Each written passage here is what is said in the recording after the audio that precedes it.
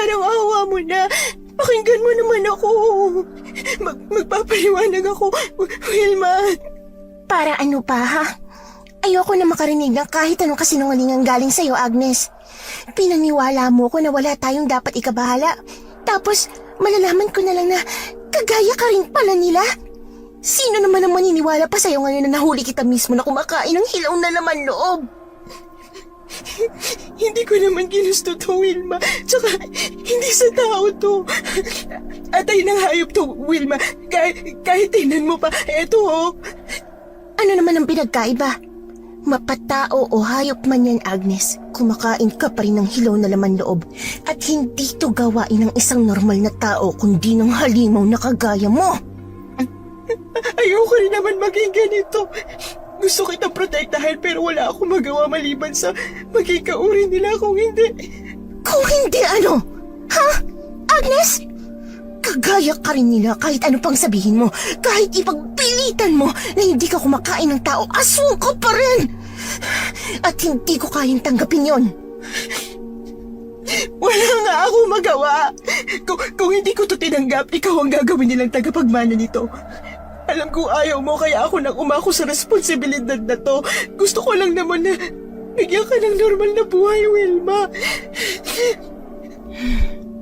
Normal na buhay ba? Paano pa ako mamumuhay ng normal kung aswang ang kapatid ko? Sabihin mo nga sa akin, Agnes, saan banda pa ba ang normal sa sitwasyon natin?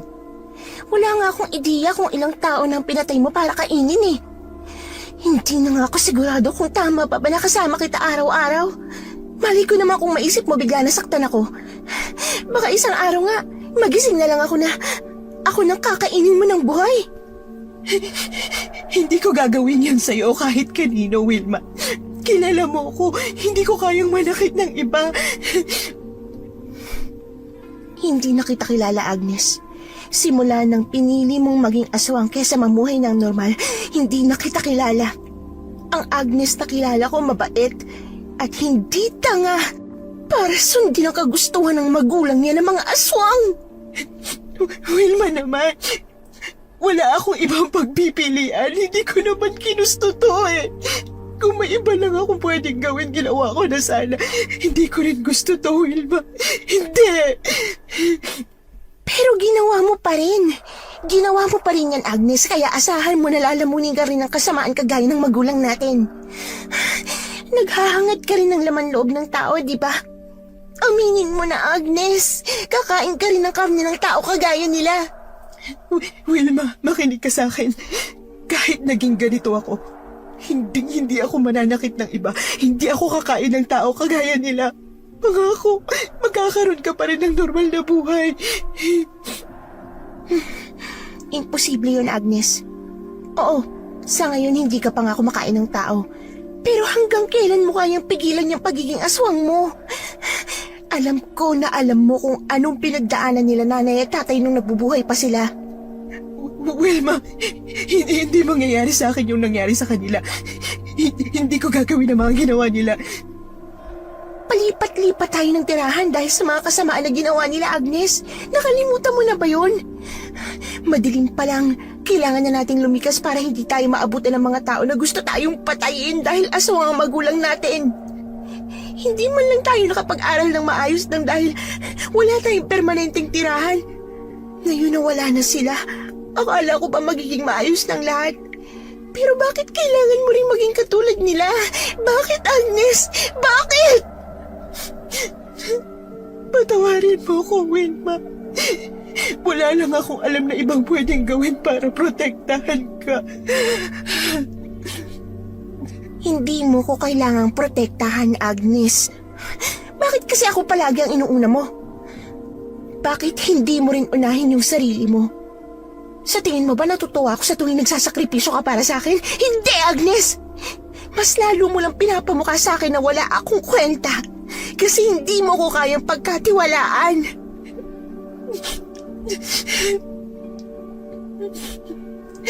Ano parang gusto mo na gawin ko, Wilma?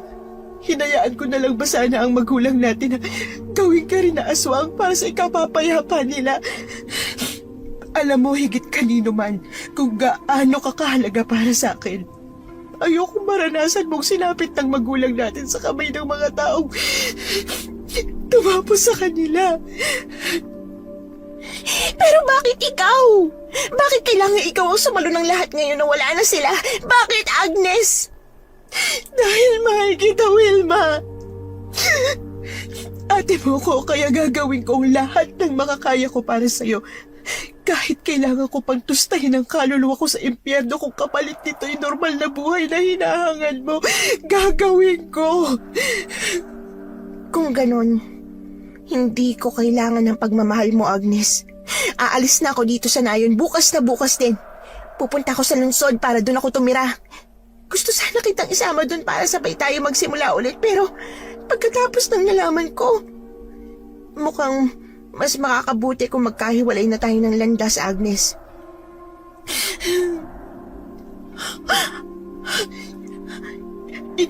Iiwan mo ako? Wilma, wag mo akong iwan. Hindi ko alam kung makakaya ko mag-isa. Ikaw na lang ang natitira kong pamilya.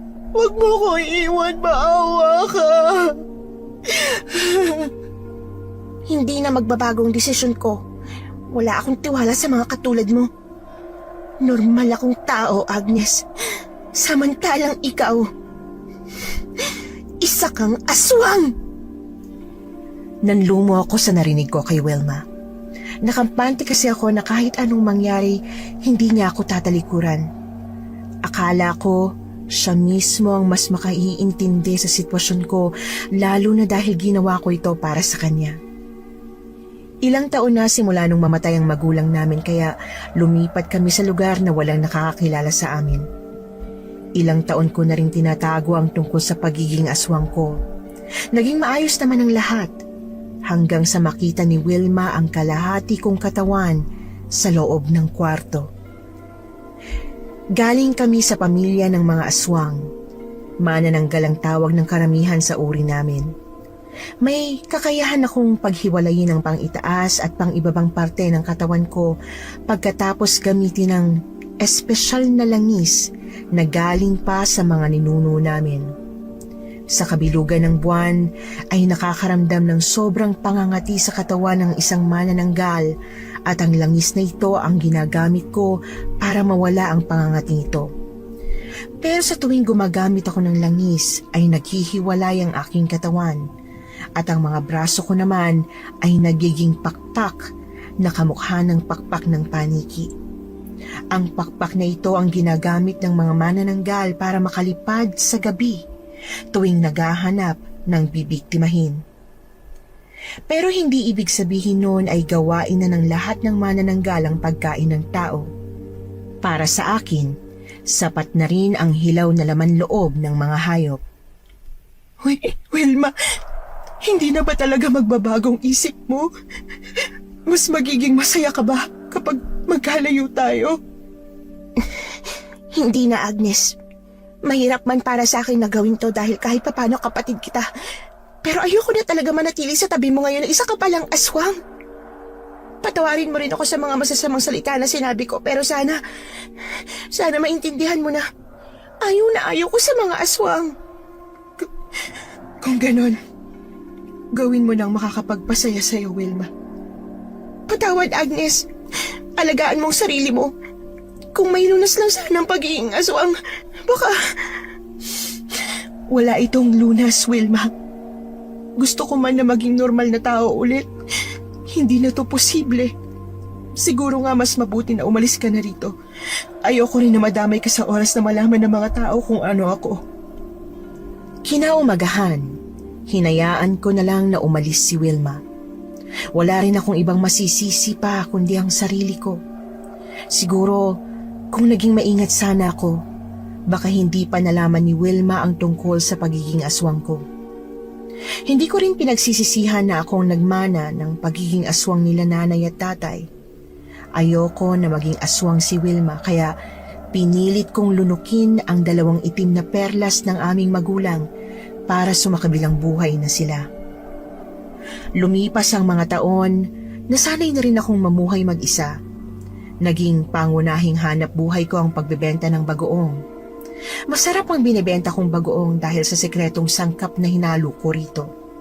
At dahil kakaiba ang timpla ng bagoong ko, ay dumami ang mga customer at nagkaroon pa ako ng mga suki. Ma'am, kakadaan lang pala ni Aling Josie dito. O-order daw po sana siya na 100 bote ng bagoong. Iniwan na rin po niya ang pambayad. Sige Carmen, iwan mo na lang sa taas ng lamisita ang pera. Pakilista na rin kung kanino galing at ilan ang order para hindi ko makakalimutan.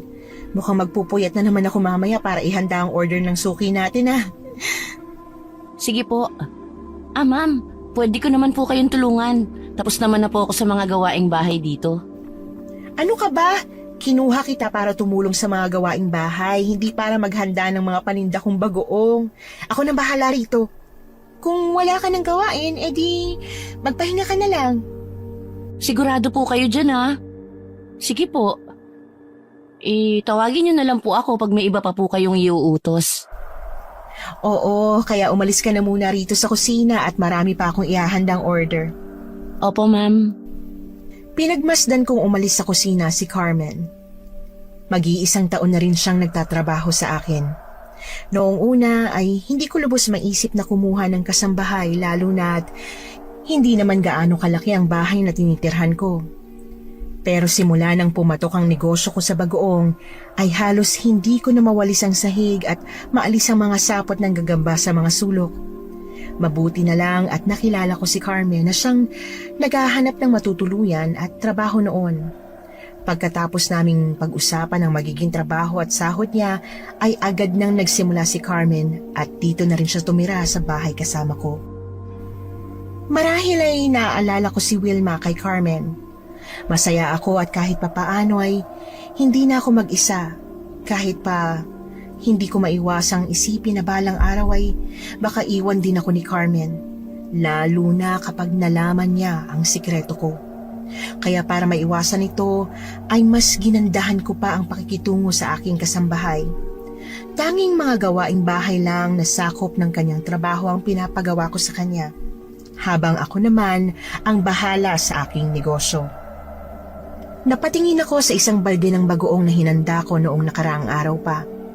Malakas na ang amoy nito, kaya alam kong mas lalo itong masarap.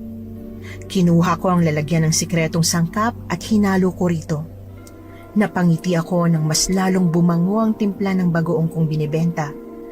Pagkatapos ko paghaluin ng mabuti ang mga ito, ay agad ko nang nilagay sa mga sisidlan na bote. Carmen, tapos na ako. Pwede mo nang linisin ang kusina at maghanda ka na rin ng hapunan natin. Opo. Ano po ba ang gusto mong lutuin kong ulam, ma'am? Kahit ano, may karne pa ba tayo sa ref? Naku, marami pa po. Namalengke po ba kayo kahapon? Punong-puno ng karne ang freezer natin sa ref Oo nga pala. Sige, kahit anong luto na lang. Masarap sana yung may sabaw kagaya nung dinuguan pero okay na rin ako sa pritong karne. Wala naman kasi tayong sangkap para sa dinuguan Oh, si ma'am talaga mahilig sa dinuguan. Nung nakaraang linggo nagluto rin kayo ng dinuguan Anong magagawa ko? Sa'yo nung paborito ko kaya ako hinahanap-hanap O siya, maghanda ka na at ako'y maliligo muna dahil nangangamoy bagoong na ako. Natawa na lang si Carmen sa sinabi ko. Kumain na kami pagkatapos ko maligo at bago pa mag 8:00 ng gabi ay nakapatay na ang ilaw namin sa bahay. Maaga kaming natutulog ni Carmen. Kailangan ko rin kasi magising ng hating gabi para kumalap ng mga panibagong sikretong sangkap sa susunod na batch ng gagawin kong bagoong. Napangiti ako habang nakahiga at nakatitig sa lumang kisame ng bahay. Hindi ko akalain na papatok ang negosyo kong bagoong simula ng haluan ko ng hilaw na laman loob ang aking timpla. Noong una ay gumamit ako ng laman loob ng kambing at baka, pero kalaunan, sa di inaasahang pangyayari, ay nakatikim ako ng laman ng tao. Simula noon, hinanap-hanap ko na ang lasa nito. Hindi maalis sa isipan ko ang kakaibang sarap na tanging sa karne at laman loob lang ng tao ko natikman. Marahil ay dahil isa kong aswang, kaya hindi ko mapigilan hanap-hanapin ang espesyal nitong amoy at lasa.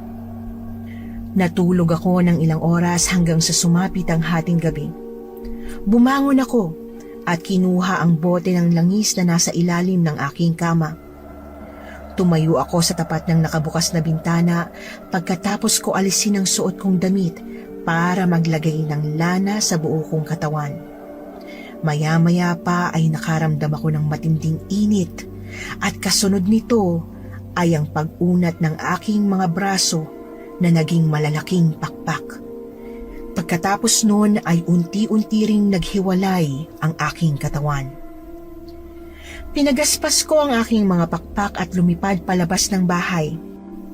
Lumingon ako sa aking naiwan na kalahating katawan. Naisip ko na maghanap muna ng susunod na bibiktimahin. Hindi ko pa man ito kukunin ay mainam na magmatsyag muna hanggang sa makahanap ako ng pagkakataon para hulihin ito at dalhin sa bahay. 3:00 na ng umaga nang makabalik ako sa bahay matapos kong maglibot sa kinasasakupan ko.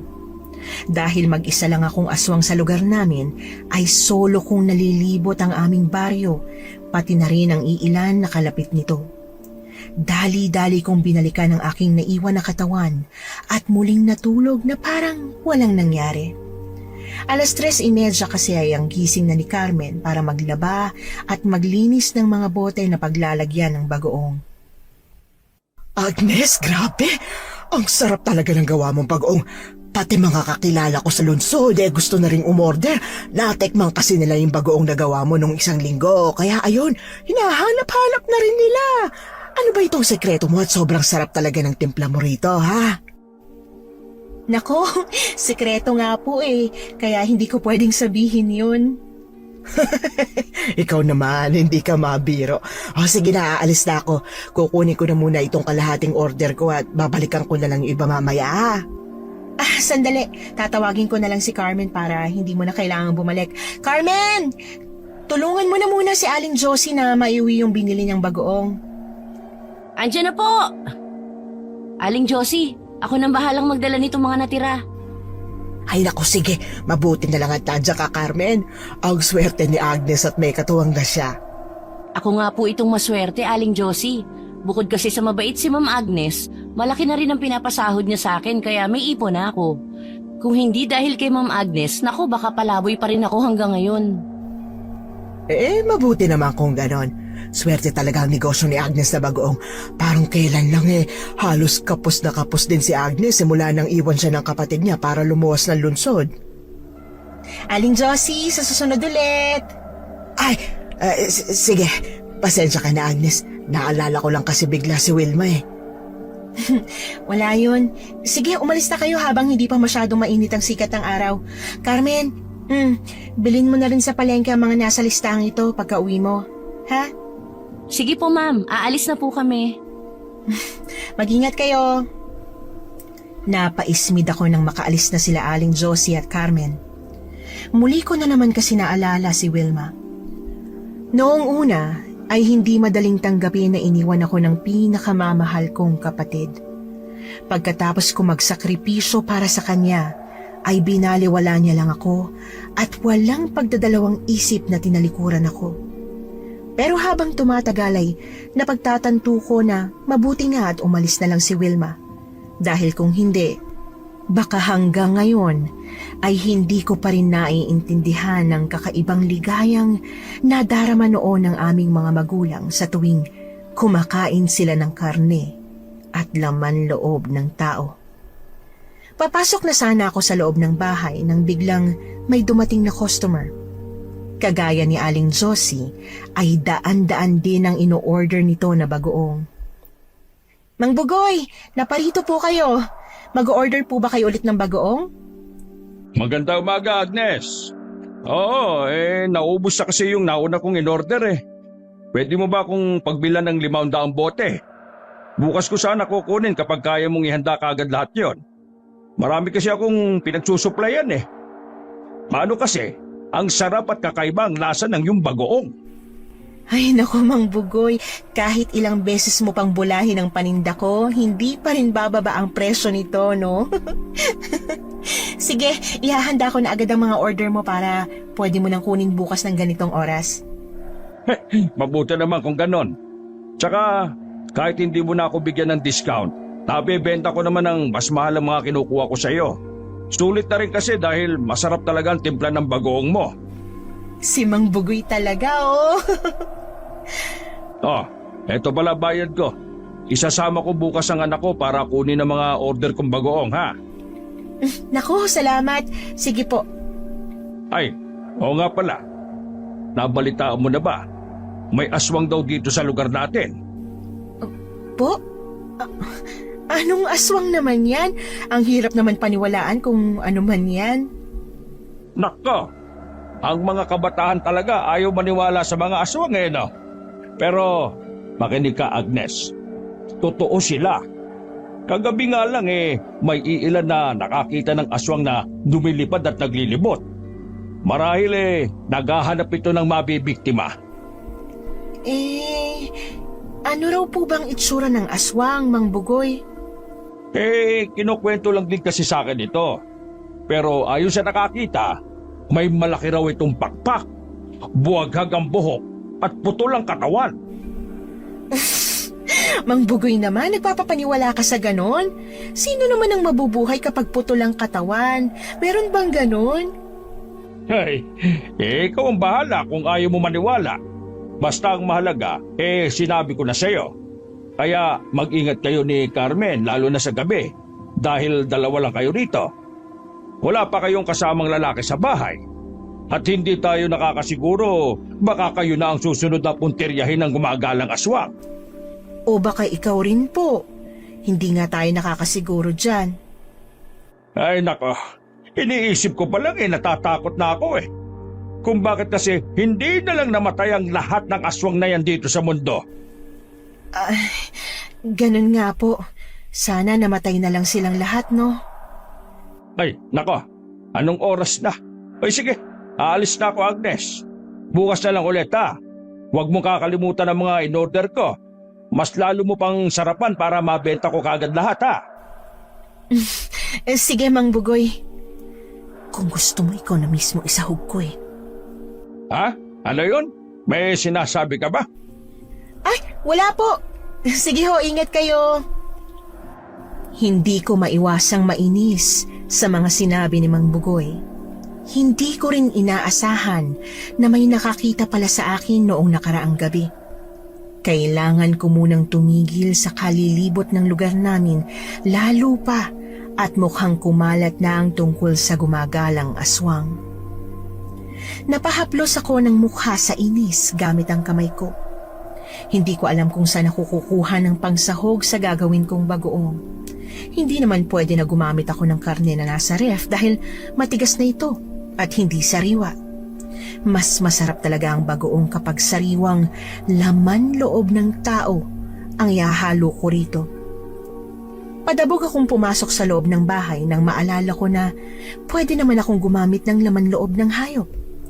Dali-dali akong nagbihis para pumunta ng palengke para bumili ng sariwang laman loob ng bagong katay na baka. Pagkatapos ko mamalengke ay nadatnan ko na si Carmen na nagwawalis ng bakuran. Tinulungan niya ako sa bitbit kong 10 kilong sariwang laman loob ng baka. Pagkatapos namin itong dalhin sa kusina, ay inutusan ko muna siyang umalis dahil maghahalo pa ako ng sikretong sangkap sa ginawa kong bagoong. Dinikdik ko ng pino ang laman loob ng baka na hindi ko na hinugasan. Pagkatapos kong mapino ang mga ito, ay agad ko na silang hinalo sa bagoong. Medyo nakulangan ako sa lasa pero hindi naman ito nalalayo sa karaniwan kong timpla. Maghapon ako sa kusina kaya inutusan ko na lang si Carmen na kumain na lang sa karinderya sa labas. Hindi kasi siya pwede sa kusina hanggat hindi pa ako tapos sa aking ginagawa. Ay, sakit ng likod ko. Ma'am, gusto mo po ba ng masahe? Pwede rin. Marunong ka ba? Ay, sobrang dami kasi ng in-order ni Mang Bugoy. Akala ko hindi na ako makakaalis ng kusina sa tagal kong nagtimpla at nagbote. Mabuti na lang at may naibote pa ako kahapon kaya dinagdagan ko na lang yung mga yon para sa order ni Mang Bugoy. Hindi tayo nawawala ng order halos araw-araw. Ang sarap siguro talaga ng timpla mo, ma'am. Ewan ko lang, kung talagang masarap, bakit hindi mo subukan? Hindi naman po kasi tayo nag-uulam ng bagoong eh. Gusto mo ba subukan? Pwede ka naman magbukas ng bote kung gusto mo talaga. Marami naman akong ginawa kaya kumuha ka lang doon sa mga naiwan. Talaga po ba, ma'am? Sige po, bukas sa agahan mag-uulam ako ng bagoong. Ay, parang yun lang tuwang-tuwa ka na. O siya, mukhang bumuti ng pakiramdam ko. Pwede mo nang tapusin yung pagmamasahe sa akin. Sige po. Ay, sandali. Kukunin ko lang po yung langis para malagyan ko yung parte na minamasahe ko. May langis ka ba na panghilot? Wala po. Pero kayo po, di ba meron? May nakita po kasi akong bote ng langis sa ilalim ng kama nyo nung nakaraan na naglinis ako. Yun na lang po ang gagamitin ko ngayon. Wag! Carmen! Wag na wag mong pakikialaman ng mga gamit ko, lalo ng langis sa ilalim ng kama ko. Maliwanag ba? Po? Maliwanag ba? Opo. Pasensya na po kayo. Hindi ko po sinasadya, ma'am. Kung ayaw mong umalis dito, wag mong pakialaman ng mga gamit ko dito sa kwarto. Simula nang pinagsabihan ko si Carmen, ay naging mailap na ito sa aking kwarto. Sa tuwing maglilinis siya ay nagpapaalam muna ito. Nilipat ko na rin ang pinaglalagyan ko ng langis para hindi niya na ito isipin pa. Dahil na rin sa mga kumakalat na chismis na may aswang sa lugar namin, ay hindi na rin muna ako lumabas. Patuloy pa rin ang negosyo ko na bagoong kahit na pinalitan ko ang hinahalo ko rito na espesyal na sangkap. Noong una ay wala naman naging problema. Hanggang sa isa-isang nagreklamo ang mga suki ko dahil naiba raw ang lasa ng bagoong na binili nila. Oy, Agnes, tinitipid mo na ba ang sangkap ng bagoong mo? Masarap pa rin naman, pero parang may mali. Parang may kulang kasi. Hindi naman po Bakit naiba ba talaga yung lasa? Oo, parang mas masarap lang ng kaunti sa ibang bagoong dyan, pero hindi lang kasing sarap ng dati mong timpla. Pati nga ang mister ko, napansin na rin na nag-iba talaga ang lasa. May binago ka ba sa recipe mo? Wala naman po. Agnes ha, umaming ka. May binago ka talaga Iba na kasi yung lasa. Masarap din to, ha? Pero mas nagustuhan namin ng mister ko yung dating lasa ng bagoong mo. Sige, Aling Josie, susubukan kong ibalik ang dating timpla. Ang totoo niyan nahirapan ako maghanap ng mga sangkap na hinahalo ko para mas lalong sumarap ang paninda kong bagoong kaya naisipan kong palitan to. Sinasabi ko na nga ba ibalik mo na sa dati ha? Mas masarap talaga yung una mong timpla. Opo, susubukan ko. Oo, sige na, alis na ako. Sa susunod na lang ako order kapag masarap na ulit ang paninda mo. Ingat po kayo. Grabe naman si Aling Josie. Kung makademand, akala mo naman full payment siya lagi kapag bumibili. Hindi ba may balance pa siya na hindi nababayaran sa atin? Sa una lang pala siya maganda magbayad. Habang patagal kasi ng patagal, parang nasasanay siya na mag-down. Tapos kinakalimutan na niya yung kalahati ng babayaran pa niya. Ay, wag mo nang isipin yon, Carmen. Ako nang bahalang sumingil sa kanya. Sige po, nakakainis lang kasi. Hayaan mo na. Tsaka totoo naman kasi na nag-ibang timpla ng bagoong ko. Pero matagal-tagal ko na rin pinalitan ng sikretong sangkap kaya baka pwede ko na rin ito ibalik ulit. Patunayan niyo sa kanila, ma'am, na yung timpla mo talaga ang pinakamasarap sa lahat ng bagoong na tinitinda dito sa lugar natin. Kung gusto niyo po, ako na ang pumunta sa palengke para bumili ng mga kailangan mo sangkap. Hindi na kailangan. Magpahinga ka na lang kung tapos ka na sa mga gawain mo. Ma'am, hindi niyo po ba talaga kailangan ng tulong ko sa paggawa ng bagoong? Palagi kayong pagod na pagod sa tuwing gumagawa kayo ng mga in-order Hindi na kailangan. Tsaka, hihingi naman ako ng tulong kapag hindi ko na kayang gawin mag-isa.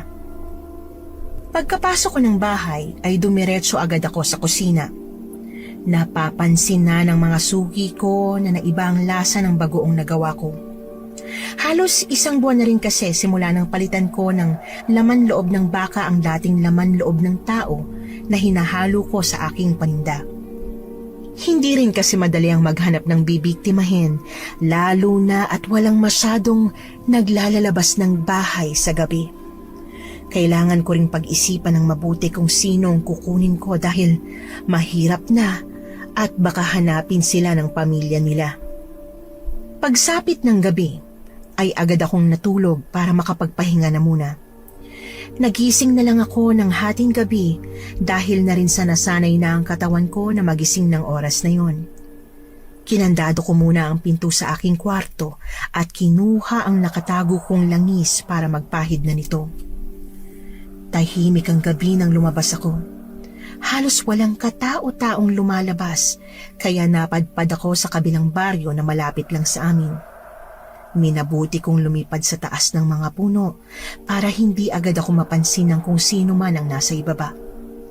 Hindi kagaya ng tahimik naming baryo, maraming mga kabataan ang naglalalabas sa kabilang baryo, mapababae man o lalaki. Nag-abang ako sa daan malapit sa tubuhan para damputin ang sino man na dumaan dito. Hindi dapat sila naglalalabas ng bahay ng ganitong oras para maiwasan ang ganitong pangyayari. Napalunok ako ng laway nang mamataan ko ang binatilyo na papalapit sa direksyon ko. Lasing ito kahit pa nasa murang edad lamang.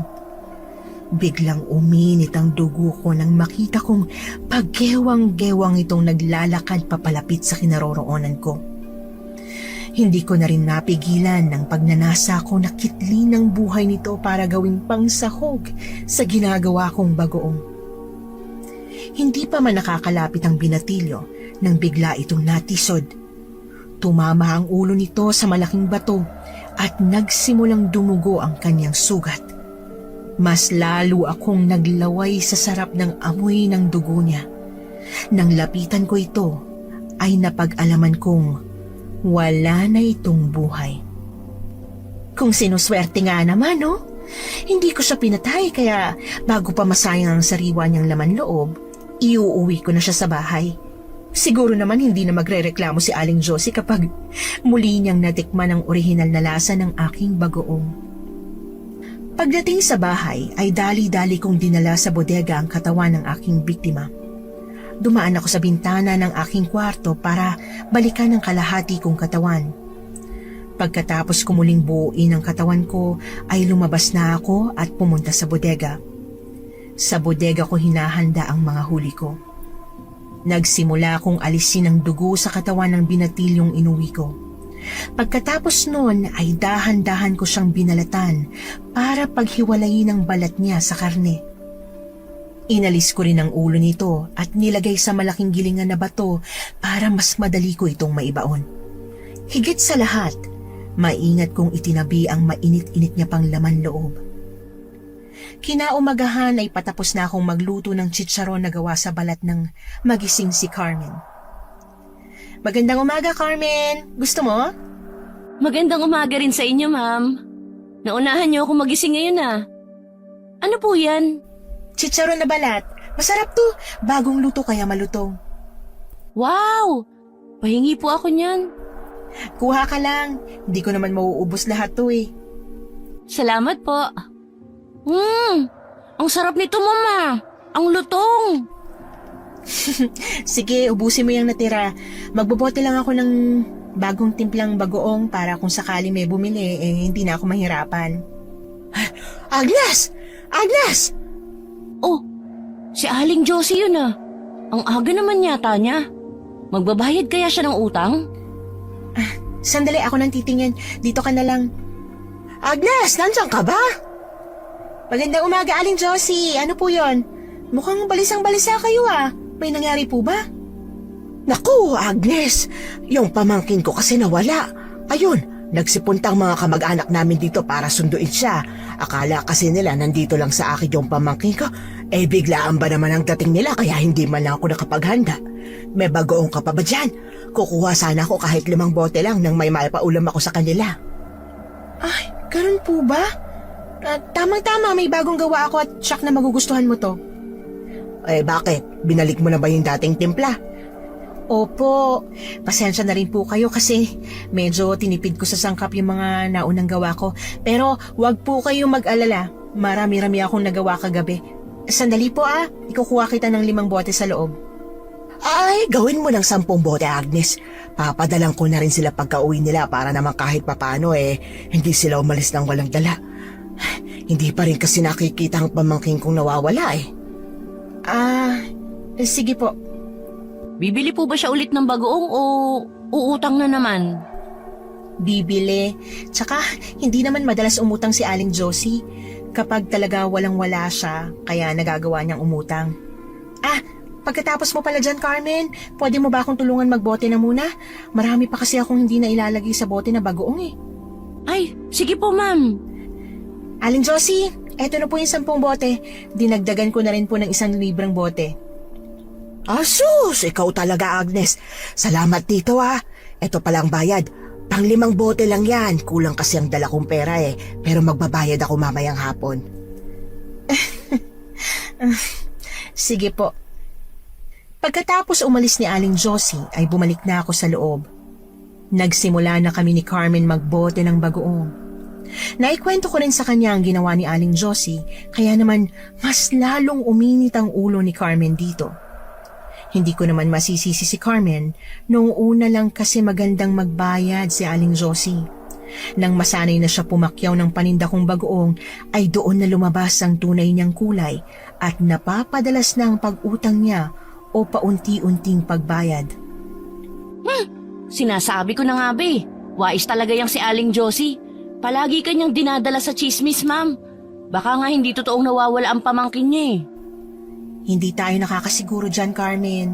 Tsaka, kahit na ganito magbayad si Aling Josie, kahit papano nababayaran niya naman lahat. Hindi nga lang buo. Ang balita ko po kasi, hindi naman nire-resell ni Aling Josie ang mga bagoong na kinukuha niya sa atin. Kinakain po nilang mag-asawa. Pero hindi ko naman po sila masisisi. Masarap naman kasi talaga ang timpla niyo, ma'am. Pinakagusto ko yung nilalagyan ng suka. O di kaya yung ginisa. Mabuti naman at nagustuhan mo. Kakaiba po kasi yung lasa Parang may magic. Naku, binobola mo pa ako Pwede ka naman kumuha ng bagoong kapag gusto mo, libre na yon. Basta wag mo lang sayangin kasi malas yung nagsasayang ng pagkain. Talaga po? Salamat, ma'am. Buti naman at gumana ang pambobola ko. Natawa na lang kami pareho ni Carmen. Marami-rami pa ang natitirang bagoong na hindi na ibobote kaya habang nagkukwentuhan ay binibilisan na namin ang trabaho. Maya-maya pa ay napatigil si Carmen sa kanyang ginagawa nang may napansin siya sa bagoong na nilagay niya sa bote.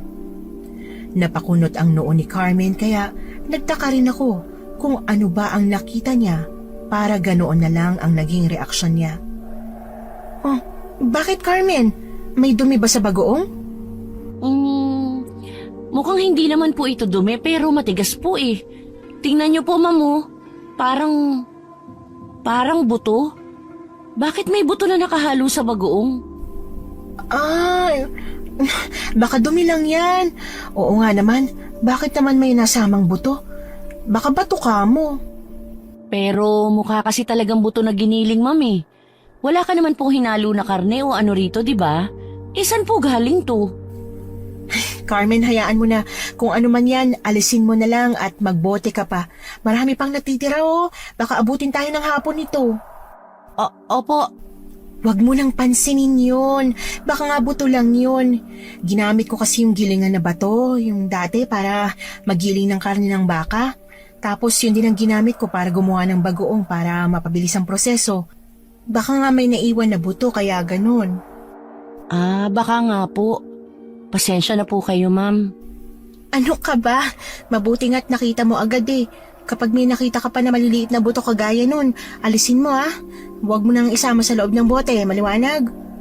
Opo, sige po.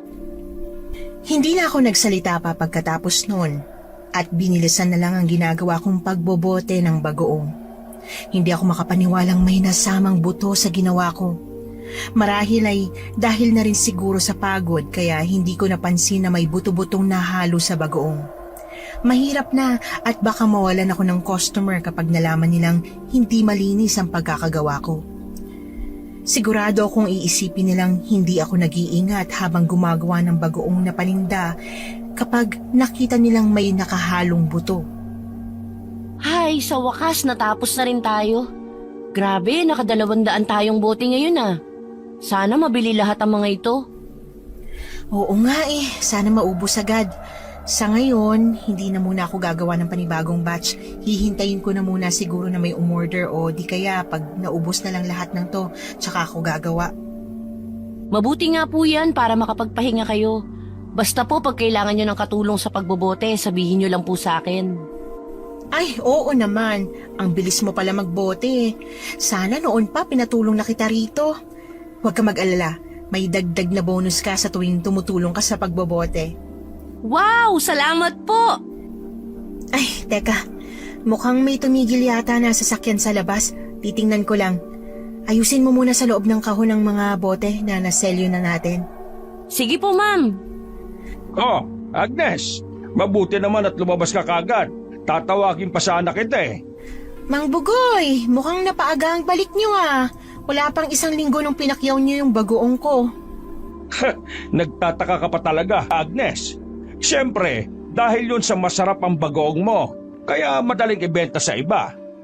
Pero alam mo ba, may ilang customer din na nagre-reklamo dahil medyo naiba raw ang lasa ng bagoong. Sinubukan ko nga rin at medyo may kulang nga sa timpla mo doon sa nakaraang order ko. Pasensya na po.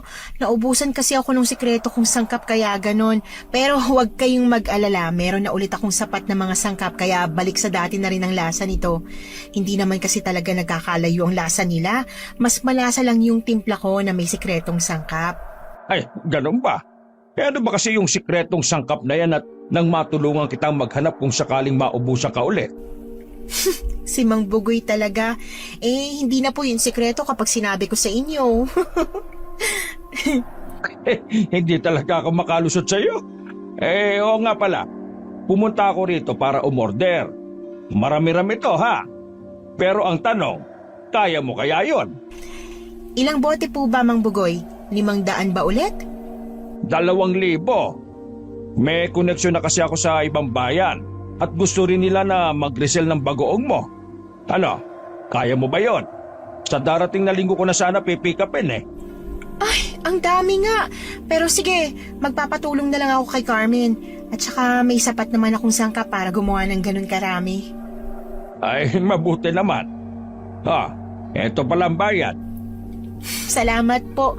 Pero teka, mukhang sobra po yata ito. Sige na. Tanggapin mo na lang. Mahal din naman ang benta ko sa bagoong mo eh. Kaya malaki rin ang kinikita ko dyan. Maraming salamat, Agnes. Hindi ko akalain na kaya mo ihanda ang ganito kadaming order sa loob lang ng ilang araw.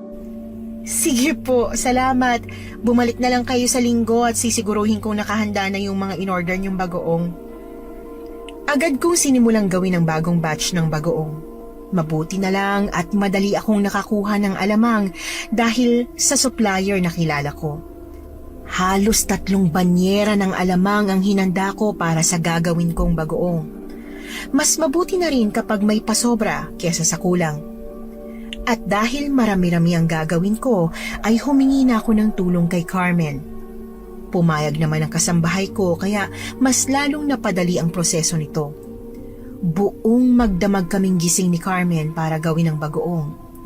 Pilit namin nilabanan ng antok hanggang sa mapansin ko na pipikit-pikit na si Carmen. Carmen, magugas ka na ng katawan at magpalit para maganda ang tulog mo. Ako nang bahala rito. Hindi pa po ba kayo matutulog, ma'am? Anong oras na oh? Maya-maya sisikat na ulit ang araw. Ayos lang ako, sanay ako sa puyat. Pero ikaw, hindi. Kaya dali na. Umalis ka na rito at magpahinga. Sino na lang ang gagawa ng mga gawaing bahay bukas kapag pareho tayong tulog? Sige po, matulog na rin po kayo pag hindi nyo na po kaya. Sa linggo pa naman po kukunin yung order eh. May ilang araw pa tayo. Kaya nga kailangan ko matapos agad ang mga to ngayon. Ilalagay pa natin to sa bote. Oo nga pala. Sige ma'am, mauna na ako. O siya, salamat sa tulong. Pagkaalis ni Carmen ay naghintay pa ako ng ilang oras para masigurong tulog na talaga siya bago ko inilabas ang tinabi kong laman loob ng tao. Tumigas na ito sa freezer pero mas maganda pa rin ito kesa sa laman loob ng baka o kambing. Kasi kahit hindi na sariwa, basta't laman loob ng tao ay napapasarap pa rin ito ang paninda kong bagoong. May mga natira pang karne na pwede kong tadtarin para maihalo sa bagoong na ginawa ko. Sa dami ng alamang, hindi naman nila agad mapapansin na may iba pa palang sangkap sa bagoong na binibenta ko. Ang mahalaga ay nasasarapan sila sa timpla ko. Hanggat maaari ay gusto ko pang palaguin itong negosyo kong bagoong. Nagtadtad ako ng mga laman loob sa kusina habang pasipol-sipol pa para hindi ako dalawin ng antok. Inilublob ko muna sa maligamgam na tubig ang bituka at atay bago ko tinadtad para mas madali ang mga ito na pinuhin. Hindi pa ako tapos sa ginagawa ko nang may narinig akong kalabog mula sa pinto ng kusina. Napatigil ako para tingnan kung anong pinagmulan ng tunog. Pagkalabas ko ng kusina ay nakita ko si Carmen na namumutla habang nasa sahig.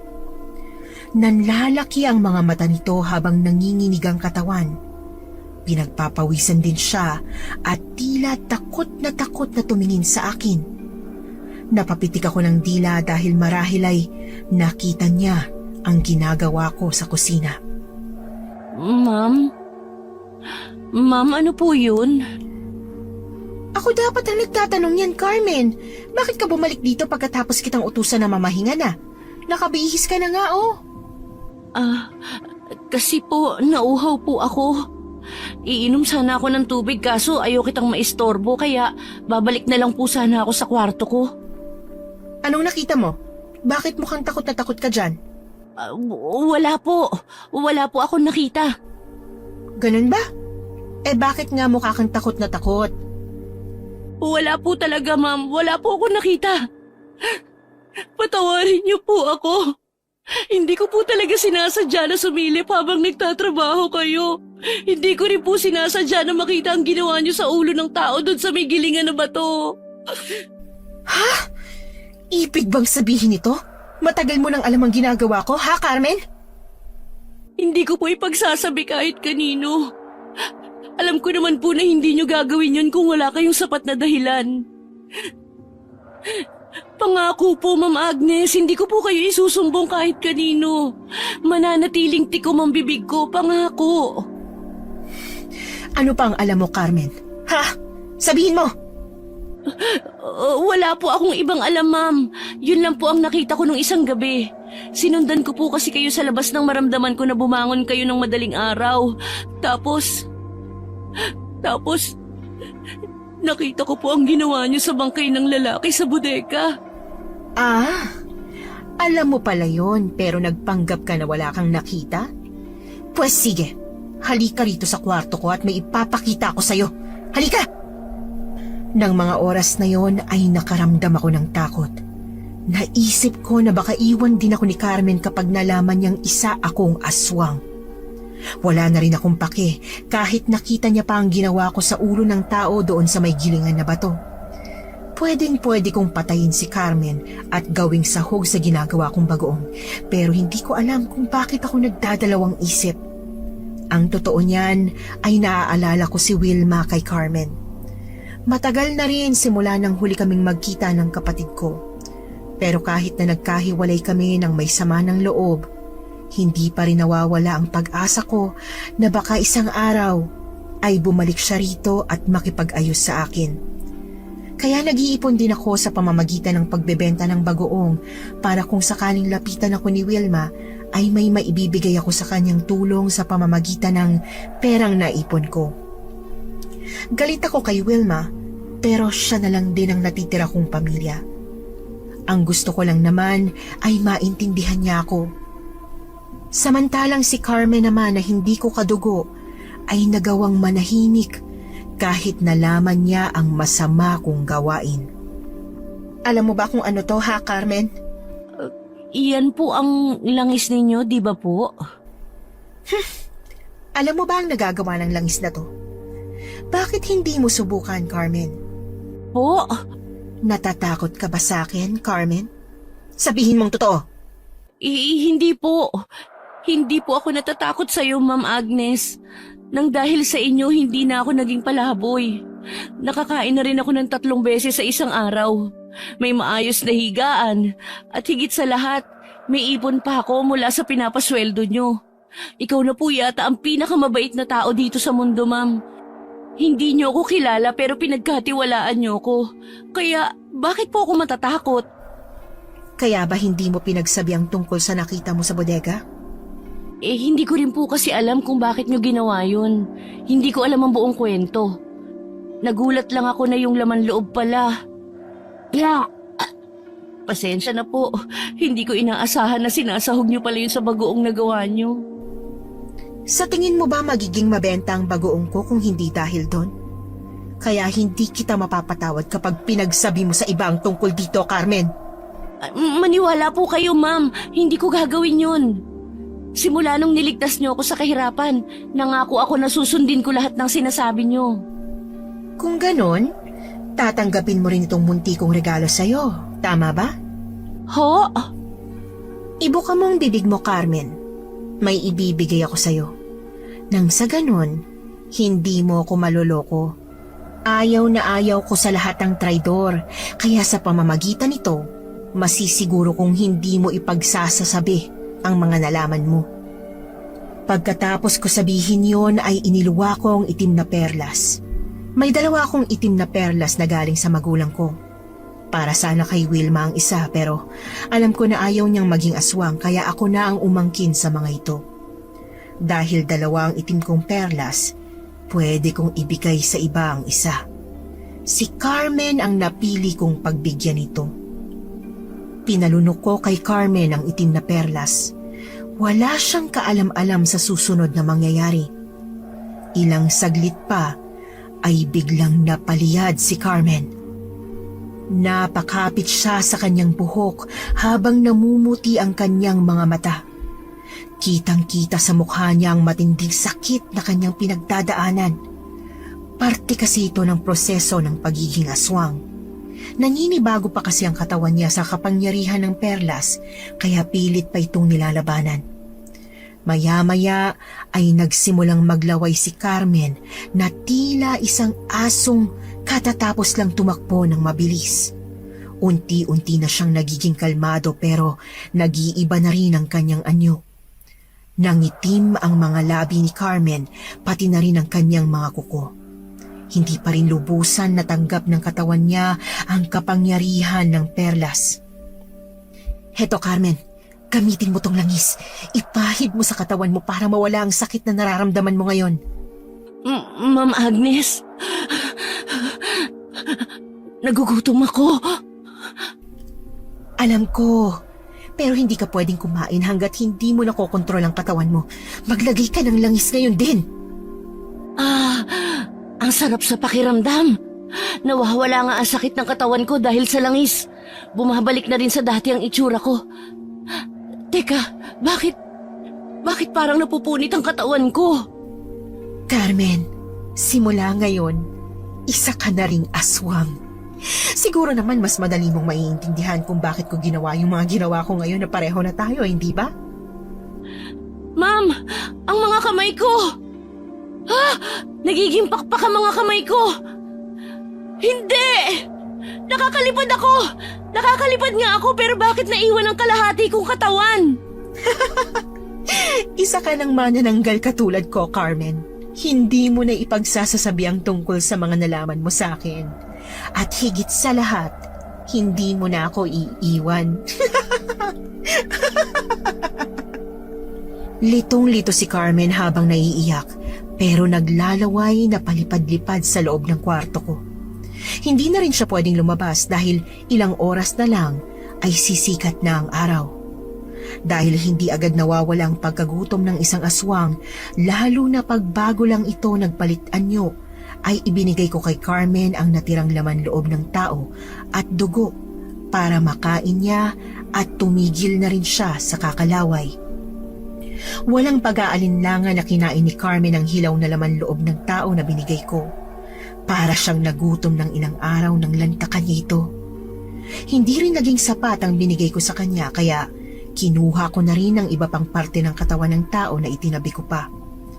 Halos maubos ni Carmen ang mga inimbak kong karni ng tao. Pero wala rin akong magagawa dahil mas mabuti na rin yon kesa sa lumabas siya at makita ng mga tao. Pwede rin naman ulit kaming manghuli ng pagkain pagsapit ng kabilugan ng buwan kung kailan kaming mga aswang ay pinakamalakas. Hindi ko rin maintindihan kung masaya ba o galit si Carmen pagkatapos ng ginawa ko. Ang totoo ay wala na akong pakialam sa nararamdaman niya. Ang mahalaga para sa akin ay mananatiling lihim ang pagkatao ko sa publiko. Tutugisin lang ako ng mga tao kapag nalaman nilang isa akong aswang. Pero dahil hindi na rin makakapagsumbong si Carmen, ay kampante na ulit ako na mamuhay ng tahimik habang nagtitinda ng bagoong nagawa ko. Carmen, gumising ka na dyan. Tulungan mo ako magbote ng bagoong. Hindi pa tayo nangangalahati, oh. Pwede po ba mamaya na lang? Inaantok pa po ako, Ma'am Agnes. Carmen! Opo, heto na po. Babangon na po ako. Mabuti naman. Tandaan mo, hindi pwede malaman ng kahit sino ang tungkol sa nangyari kagabi at sa mga nalaman mo. Kung hindi, baka ikaw nang isusunod ko na isasahog sa bagoong ko. Maliwanag ba? Opo. Mabuti naman. Halika na sa kusina para makatapos na tayo dito. Susunod po ako, Ma'am. Hindi ko mapigilan mapangiti sa mga sagot ni Carmen. Parang wala lang talaga nangyari kaya mas napanatag ang loob ko. Simula rin nang ibigay ko sa kanya ang isa pang perlas ay gumaan lalo ang pakiramdam ko. Parang nabawasan ang bigat na nararamdaman ko dati simula noong ipinagkatiwala sa akin ng magulang namin ni Wilma ang mga itim na perlas nila. Napalis ang ngiti ko nang makita ko ang babaeng nakatayo sa sala. Ilang taon kong hinintay na bumalik si Wilma pero ni minsan ay wala akong narinig mula sa kanya. Kaya nakakagulat nga naman na makita siya sa bahay na dala ang parehong maleta na ginamit niya noong umalis siya. Ate, Anong ginagawa mo dito? Hindi ba't ayaw mo sa katulad ko? Umalis ka na. Baka mamaya kung ano pang mangyari sa'yo dito at ako pang sisihin mo. ate, wala akong mapupuntahan na iba. Oh, ganyan ba mamuhay ang mga normal na tao ngayon? Palaboy-laboy? Pagsasalitaan ng masama yung taong may pakialam sa kanila pero pag wala nang mapuntahan, pakapala na lang ng mukha na balikan to. Ate, pakinggan mo naman ako. Ano? Magsalita ka kasi. Sinasayang mong oras ko eh. Hindi mo man naitatanong, pero may inaasikaso akong negosyo kaya kung may sasabihin ka, bilisan mo. Pwede bang dito na muna ako tumuloy? Wala rin kasi akong trabaho at naubos na yung ipon ko kaya wala akong ibang mapupuntahan. Walang bakanting kwarto dito. Ayos lang sa'yo na sa sala matulog? Ate, bakit ka ba ganyan? Ako na nga itong lumapit para humingi ng tulong eh. Anong walang bakanting kwarto? Bahay natin to kaya alam kong may isa pang kwarto maliban sa ginagamit mo. At ikaw pa talaga may lakas ng loob na magtaas ng boses? Tsaka, kailan mo ba naging bahay to? Simula nang umalis ka, hindi ka nakabilang dito, Wilma. At saka may gumagamit na ng isang kwarto kaya wala talagang bakante. Sino naman ang gagamit ng kwarto ko? Akin yun! Ma'am Agnes, kasya pa po ba ang bote na gagamitin natin? Ay, may bisita po pala kayo. Mauna na po ako sa kusina. Sige, magsimula ka na rin magbote ng bagoong nang makapagpahinga na tayo. Kaya pala, nang umalis ba ako, naghanap ka ng kapalit ko, ate? Pero teka lang ha, alam ba niya kung ano ka talaga? Akala ko pa naman kung anong negosyo talagang pinagmamalaki mo. Bagoong lang palang binibenta mo eh. Hindi na ako magtataka nito kung saan nanggagaling ang mabahong amoy dito sa bahay. Sa bagoong mo pala yun. Ha? Bakit mo ba ako sinampal ha? Ang kapal talaga ng mukha mo, Wilma. Akala ko pa naman bumalik ka para makipag-ayos tapos ganitong sasabihin mo. Kung wala kang magandang sasabihin, umalis ka na. Hindi mo ba narinig ang sinabi ko? Wala akong mapupuntahan. At saka totoo naman ang sinabi ko Bagoong lang naman yung tinitinda mo, pero kung makaasta ka, parang kung sino kang milyonaryo. Alis! Hindi ko kailangan ng pamilya kung ganito lang din naman ako pagsalitaan. Tinanggap kong lahat ng masasakit na salita galing sa'yo noon, Wilma. Huwag mo nang dagdagan, kasi baka hindi ako makapagpigil at kung ano pang magawa ko sa'yo. Bakit, ate? Aaswangin mo ba ako? Umalis ka na, Wilma. Kung wala kang mapuntahan, balikan mo yung lalaking bumuntis sa'yo. Biglang natahimik si Wilma sa sinabi ko. Pagkakita ko pa lang sa kanya, alam ko nang buntis siya. Hindi man halata ang umbok sa tiyan niya, ay naaamoy ko naman ang sanggol na nasa sinapupunan niya. Ayoko man siyang ipagtabuyan pero hindi siya ligtas dito sa bahay pagkatapos maging aswang din ni Carmen. Maswerte na lang at naibsan ang gutom na nararamdaman ni Carmen kaya mukhang bumalik ang lahat sa normal. Pero hindi gaya ko na kayang kontrolin ang pagiging aswang. Hindi pa ito kayang gawin ni Carmen. Nag-aalala din ako kay Wilma at baka kung ano ang mangyari sa kanila ng anak niya kaya sinabi ko ang lahat ng yun para paalisin siya. Wala na siya. Kaya nga pumunta ako dito kasi wala na talaga akong mapuntahan. Kahit ilang linggo lang sana. Dito muna ako, pwede ba? Hindi ka natatakot? Aswang ako at buntis ka. Alam mo naman na walang magkadugo pagdating sa mga aswang. Pero hindi ka naman nananakit ng tao, di ba? Naalala ko dati na sinabi mo sa akin na hindi ka tutulad sa magulang natin. Huli na ang lahat, Wilma. Kaya ang mabuti pa, umalis ka na dito. Ayoko. Kahit palayasin mo ako, hindi ako aalis. Pero kung ipagpipilitan mo na umalis ako rito, sisiguruhin ko na malalaman ng buong barangay ang tungkol sa pagiging aswang mo. Nang sa ganon, ikaw na mismo ang umalis sa lugar na to. Tapos ano? Aangkinin mo ang bahay na pinaghirapan ko? Ayos ka rin Pero sige, gawin mong gusto mo. Huwag mo nga lang ako sisihin kapag may nangyaring masama sa'yo. Wala na akong nagawa ng ipagpilitan ni Wilma ang gusto niya. Sa bahay siya nanatili at talagang sa kwarto ko pa niya dinala ang mga maleta niya. Hindi ko na lang siya pinansin at ibinaling ko na lang ang atensyon ko sa nakapila kong gawain. Habang nagbobote kami ni Carmen ng bagoong, ay hindi niya napigilang magtanong sa akin tungkol kay Wilma. Sinabi ko sa kanya na kapatid ko si Wilma kaya hindi niya ito pwedeng saktan. Natawa na lang si Carmen sa sinabi ko at pinagpilitan na hindi niya kayang gawin yon. Pero alam ko na para sa katulad niya ay mahirap hindi pansinin na ang buntis na si Wilma.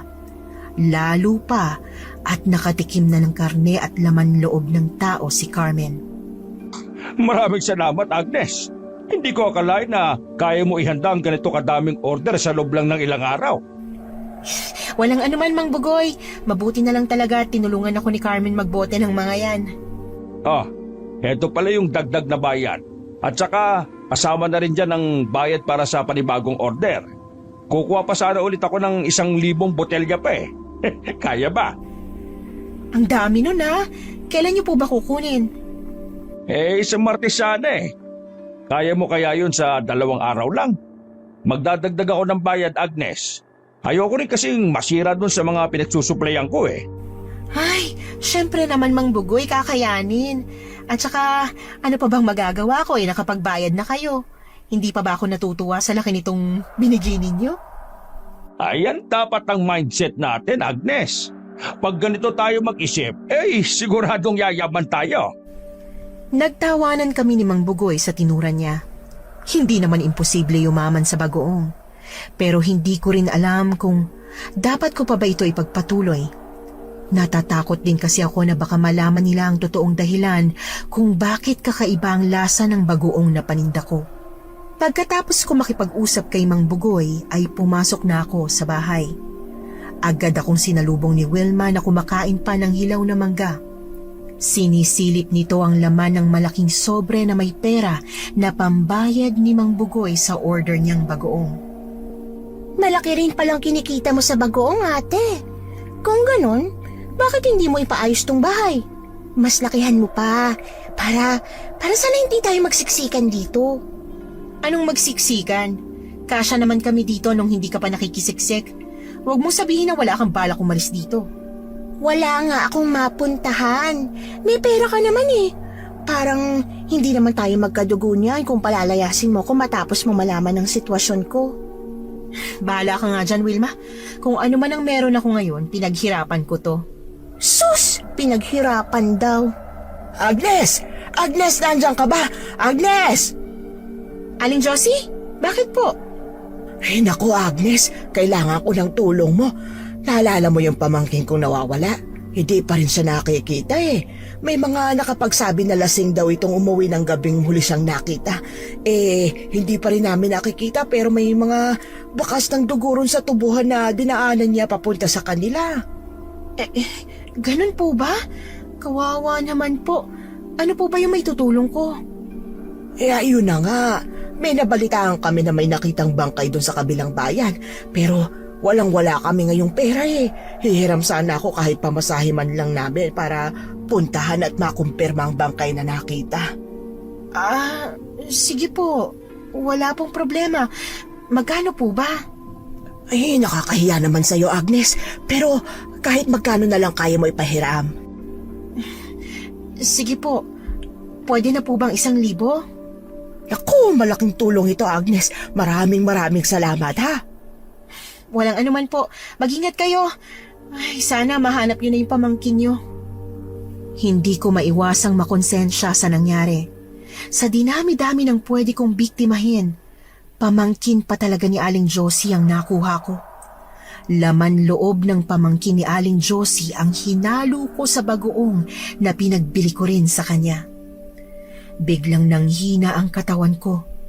Hindi ako nagsisi na kumain ako ng laman loob at karne ng tao dahil ito na yata ang pinakamasarap na pagkain na natikman ko sa tanang buhay ko. Pero kahit sa ang anggulong tingnan, ay mali pa rin ang ginawa ko. Kahit nasabihin ko pang patay na yung biktima ko, bago ko pa ito kinatay at kinain. Oh, ba't ganyan ang itsura mo? Kung ayaw mo sana magpahiram, di sana sinabi mo. Hindi ka kasi marunong humindi eh. Kaya ka nauto ng magulang natin. Kasi ayaw mo sabihin kung ayaw o gusto mo bang gawin ng isang bagay. Katulad ba ng ginagawa mo ngayon, Wilma? Tumahimik ka nga. Sinabi ko rin naman sa'yo na hindi ka pwede dito ah. Pero pinagpilitan mo pa rin ang gusto mo. Gusto mo talaga ako umalis dito? Sige, aalis ako kung ibibigay mo sa akin lahat ng perang nandyan sa sobrang hawak mo. Aalis agad ako. Lumabas na rin ang tunay mo na pakay, ano? Sa tingin mo ba, pinulot ko lang ang pera na to? Bayad to sa order na hindi ko pa nagagawa, Wilma. Tsaka kung may ganito man akong pera, pinaghirapan ko to. Pinagpuyatan ko. O edi wag. Hindi naman kita pinipilit eh. Diyan ka na nga. Kinagabihan, maaga akong nagpahinga dahil sa sama ng pakiramdam ko. Sa kwarto ako ni Carmen natulog dahil si Wilma ang gumagamit ng kwarto ko. Mainam na rin ito para mabantayan ko rin si Carmen kung sakaling may gagawin siya kay Wilma. Ilang araw na rin simula nang naging aswang si Carmen at parang unti-unti na niyang nakokontrol ang sarili niya. Mahigpit ko ring ipinagbili na huwag siyang lumabas at magpakita sa iba sa takot na baka mabisto kami. Mabilis akong nakatulog sa matinding pagod. Pero wala pang hating gabi ay nagising na ako sa sobrang uhaw. Bumangon ako at nagulat nang makita kong wala akong katabi. Bigla akong kinabahan sa naisip ko. Carmen? Carmen? Ma'am Agnes, nagising po pala kayo? Shh! Huwag po kayong maingay. Tingnan po ninyo to. Ano bang meron dyan? At bakit ka nakasilip sa butas ng dingding? Yung kapatid po ninyo, ma'am, nag-iimpake. Nagising po kasi ako nang maramdaman kong may sumara ng pinto sa kwarto natin. Bumangon ako para sundan ko sino yun at nakita ko si Ma'am Wilma na may dalang sobre. Yun po yata yung sobre na galing kay Mang Bugoy. Yung pinaglalagyan niya ng perang pambayad sa'yo kapag umu-order siya ng bagoong. Walang hiya akong kapatid! Wilma! Ano sa tingin mo yung ginagawa mo? Ate, sabi mo di ba umalis ako? Eto na oh, alis na ako para hindi na kita mistorbo rito. Wala akong pakialam kung umalis ka. Iwan mo yung perang kinuha mo. Hindi kita pinalaki para magnakaw. Saan mo natutunan yan, ha? Anong pera, ate? Wala akong alam sa sinasabi mo. Ma'am Wilma, nakita ko po kayo na may kinuhang sobre sa kwarto ko kanina. Pera po ni Ma'am Agnes yun eh. Hoy, ikaw! Bakit ka nakikisawsaw dito? Kasambahay ka lang naman. Wala kang pakialam sa nangyayari dito, kaya tumahimik ka dyan. Ayoko ng gulo, Wilma. Ibalik mo ang pera at malaya kang makakaalis. Ha? Pera lang yun, ate. Mababawi mo pa yun kapag nagbenta ka pa ng maraming bagoong. Bakit mo naman ipagdadamot yun sa sarili mong kapatid? Sinabi ko na sa'yo, Wilma. Hindi pa sa akin ang pera na yan dahil hindi pa na kumpleto yung order. Ibalik mo yan ngayon din. Ayoko! Sa akin na tapos ibabalik ko pa. Ano ko, uto-uto? Carmen, tulungan mo akong kunin ang pera sa maleta niya. Masusunod po, Ma'am Agnes. Ikaw, bakit ka ba sunod ng sunod sa ate ko, ha? Akala mo, mabait siya't santa? Nagkakamali ka dyan. Kampon niya ng demonyo. Aswang siya. Kaya bakit ka sa kanya pumapanig? Kung gugustuhin niya, kaya kanyang patayin at kainin. Kaya kung ayaw mo mamatay sa kamay ng halimaw na yan, akong tulungan mo't hahatian kita ng perang nakuha ko. Wilma, ganito ba talaga kababang tingin mo sa akin? Oo. At karapatan ni Carmen na malaman ang totoo. Kung hindi ako ligtas dito, ganon din si Carmen. Sabay kaming napatingin ni Wilma kay Carmen. Namumula ang mga mata nito habang naglalaway na nakatingin sa tiyan ni Wilma. Ilang saglit pa ay bigla niyang sinunggaban si Wilma. Napahiga sa sahigang kapatid ko habang nasa itaas naman niya si Carmen na nakaupo sa kanyang tiyan. Kinagat ni Carmen sa braso si Wilma at hinaruthot ang dugo mula sa natamong sugat ng kapatid ko. Mabilis akong lumapit sa dalawa para paghiwalayin sila. Kahit na walang hiya pa ang kapatid ko na si Wilma, ay hindi ko pwedeng hayaan si Carmen na saktan siya, lalo na at ako ang dahilan kung bakit nagkaganito si Carmen. Ha! Hindi! Aswang ka, Carmen! Pareho kayo ng ate ko! Carmen, maghunos dili ka! Kapatid ko si Wilma! Lumayo ka sa kanya! Hindi ka na niya nirespeto, Ma'am Agnes. Pagkatapos mo siyang patuloyin, kahit pinagsabihan ka na niya ng masama, may balak pa siyang nakawin ng pera na pinaghirapan mo. Hindi ba niya alam? Ang perang yon ay resulta ng pagpupuyat mo para gumawa ng bagoong. Kung gusto niya kunin ng pera, kukunin ko rin ng sanggol sa sinapupunan niya para... Carmen, makinig ka. Hindi mo papakialaman si Wilma at ang sanggol niya. Ayoko na pagsisihan mong gagawin mong to kagaya ng pagsisisi ko sa mga nagawa kong kasalanan. Ano ibig mo sabihin?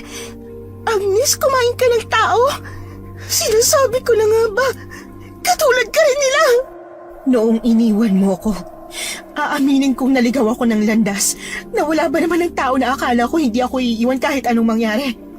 Pinagkatiwalaan kita, Wilma. Nagawa kong tanggapin to sa magulang natin dahil alam kong maiintindihan mo ako. Pero ano? Iniwan mo ako pagkatapos mong husgahan ang mga desisyon ko. Titikim lang sana ako pero pagkatapos ng isang beses nasundan pa ng iilan hanggang sa hindi ko na makalimutan ang kakaibang sarap nito kumpara sa ibang mga karne. Malakas na tinulak ni Wilma si Carmen at gumapang ito palayo sa amin habang umiiyak. Bakas ang takot at lungkot sa mga mata ni Wilma. Hindi na rin siya nagsalita pa at umiyak na lamang. Pagkaraan ng ilang minuto ay kumalma na rin si Carmen. Nagulat ako dahil hindi na niya kailangan ng langis para kumalma. Humarap sa akin si Carmen at humingi ng tawa dahil sa ginawa niya kay Wilma. Inamin din ni Carmen na matagal na niyang pinagnanasaang kunin ang namumuong sanggol sa tiyan ni Wilma pero palagi niyang pinipigilan ang sarili dahil ayaw niyang magalit ako. Nagpasalamat ako kay Carmen dahil hindi siya nagpadaig sa pagiging aswang niya. Kung hindi po dahil sa inyo, baka wala na ako dito ngayon. Hindi ko man ginusto na maging aswang kagaya nyo. Hindi naman ako nagagalit dahil ginawa mo akong kauri mo, Ma'am Agnes. Kung ito ang magiging susi para hindi mo ko itakwil at pabayaan, handa akong mamuhay bilang aswang kasama ka para mabayaran ang utang na loob ko sa'yo. Alam niyo po kasi, hindi naman lahat ng tao may mabubuting puso. Kagaya rin ng mga aswang, Hindi lahat ay masasama. Salamat sa pag-intindi sa akin, Carmen. Patawarin mo rin ako dahil pinilit ko sa iyo ang pagiging aswang ko. Magsama kayong mga aswang kayo.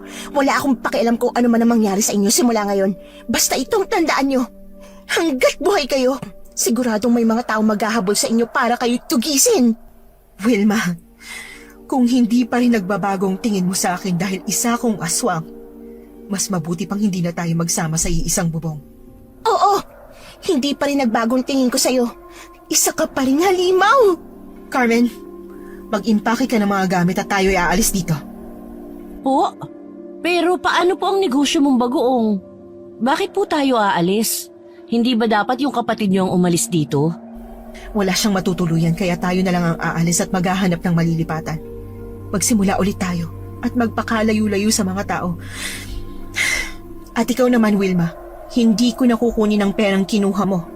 Pero kailangan mong ibalik yan kay Mang Bugoy. Pakisabi na rin sa kanya na hindi ko na siya masusuplayan ng bagoong. Pero kung gusto mo ipagpatuloy ang nasimulan kong negosyo at gusto mong angkinin ng perang yan, pwede naman siguro kung marunong ka gumawa ng bagoong nakapalit ng perang binayad ni Mang Bugoy. Teka, kahit hindi ko ibalik ang pera, wala siyang magagawa. Pwede kong sabihin sa kanya na tinangay mong pera kaya ka umalis. At saka, bakit naman ako gagawa ng bagoong? Ang baho-baho nun. Ikaw ang bahala. Pero sa pagkakaalam ko, pulis ang anak ni Mang Bugoy. Kapag hindi mo binalik ang pera niya, baka sa kulungan ka natitira. At saka akala mo ba aalis ako ng basta-basta? Pupuntahan ko si Mang Bugoy sa kanila para magpaalam. Nasa sayo na rin yan kung gusto mong ipagpatuloy itong negosyo kong bagoong. Naiintindihan mo ba ang ibig kong sabihin, Wilma? Kung gusto mo ng pera, paghirapan mo. Aalis talaga kayo? Ibabalik ko ng pera sa'yo. Pwede naman siguro na wag na kayong umalis. Tutulong na lang ako sa pagbabagoong nyo tapos bayaran mo na lang ako. Hindi na, Wilma. Hindi ko na itutuloy ang paggawa ng bagoong na yon. Ayoko rin na madamay ka pa dahil sabi mo nga, normal kang tao at ako naman aswang. Mas mabuti kung tuluyan na tayo maghiwalay ng landas. Pero sa pagkakataong ito, ako nang aalis at ikaw naman ang maiiwan. Nag-usap kami ng masinsinan ni Wilma hanggang sumapit ang madaling araw. Pagkatapos ng pag-uusap namin ay muli akong nagpaalam at umalis na kami ni Carmen. Napagdesisyon na ni Wilma na ipagpapatuloy ang pagbebenta ng bagoong, pero dahil ordinaryong bagoong lang ito at hindi kagaya ng dating ginagawa ko, ay walang kasiguruhan kung sisikat pa rin ba ang bagoong na ibebenta niya. Ang mahalaga ay muli kaming nag-usap at nagkaliwanagan. Kahit ano kasi ang sabihin ng iba, ay kapatid ko pa rin si Wilma. Siguro minalas lang kami dahil ipinanganak kami na may aswang na magulang. Pero kung tutuusin, ay baka hindi rin ginusto ng magulang namin na maging aswang. Napadpad kami ni Carmen sa isang malayong probinsya na hindi ko napapangalanan. Doon ay nagsimula kami ulit gamit ang pera na pinag-ipunan ko. Hindi ko rin kasi natiis si Wilma kaya nag-iwan din ako sa kanya ng kaunting halaga. Sa ngayon, pareho na kaming matanda ni Carmen. Dati na rin nagkaroon ng asawa si Carmen pero hindi rin sila nagtagal dahil namatay sa TB ang kanyang asawa bago pa man sila nagkaanak. Magkasama pa rin kami ni Carmen sa iisang bahay at parehong inaalagaan ang isa't isa.